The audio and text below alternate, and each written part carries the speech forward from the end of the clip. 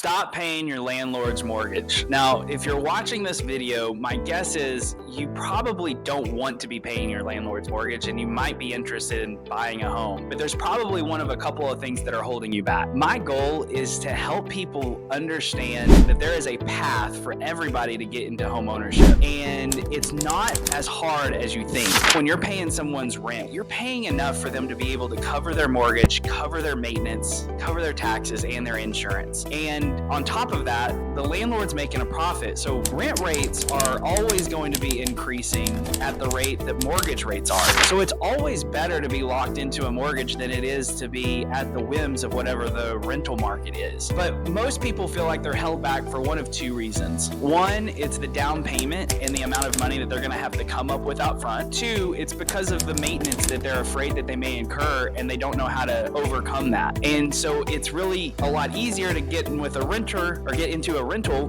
where you don't have to worry about the maintenance and you don't have to come up with a down payment. So first thing I want to talk about is the maintenance. This is probably the thing that holds most renters back from buying a home, is they're afraid that they're going to incur very expensive things along the way. And while that is a possibility, there are ways to help mitigate that. One is, before you buy the home, you get a full inspection on the home so that you walk into that home understanding all of what that home has been through, what's in there, and what's likely to go bad or may already be bad. Before you buy that home, you have a good idea of the condition of that home and likely issues you're going to encounter. And then the other thing that you can help offset your maintenance issues with is with a home warranty. So oftentimes you can negotiate that the seller pay for a home warranty as part of the sale. So the seller actually pays that for you, and for the next 12 months, you're covered under a home warranty. So if the hot water tank goes out, if the HVAC goes out, if any major components go out, you pay like a $65 fee for somebody to come out and repair or replace that for you, and you're covered for the next 12 months. After that 12 months, if you wanted to continue that service, you can pay at a really reasonable monthly rate to continue that home warranty service. So between getting the house fully inspected and understanding what the condition is and getting a home warranty, you're really able to mitigate any of those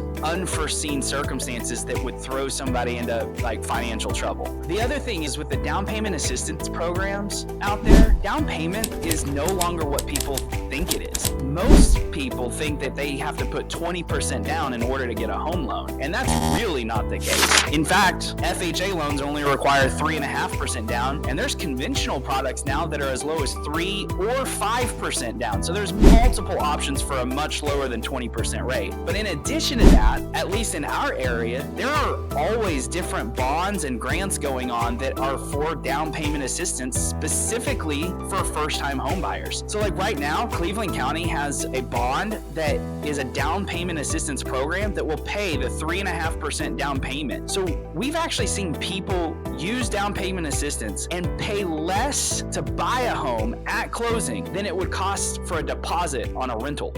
Now, of course, you still have to qualify for a mortgage, and there's steps to that, but that's exactly what our team is here to help with, is walk people through those processes, because the truth is, you're not as far from home ownership as you think you are. If you have enough money for a deposit on a rental, you have enough money for a down payment for a home with down payment assistance.